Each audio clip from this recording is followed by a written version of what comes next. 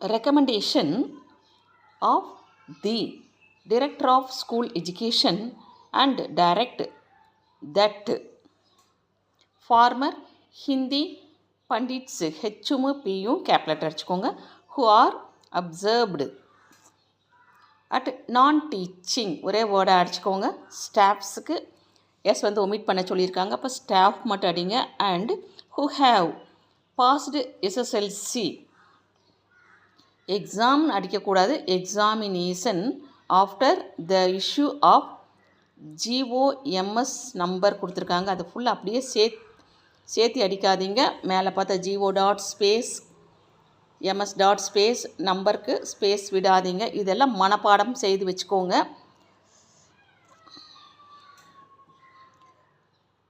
education comma டீட்டின dated த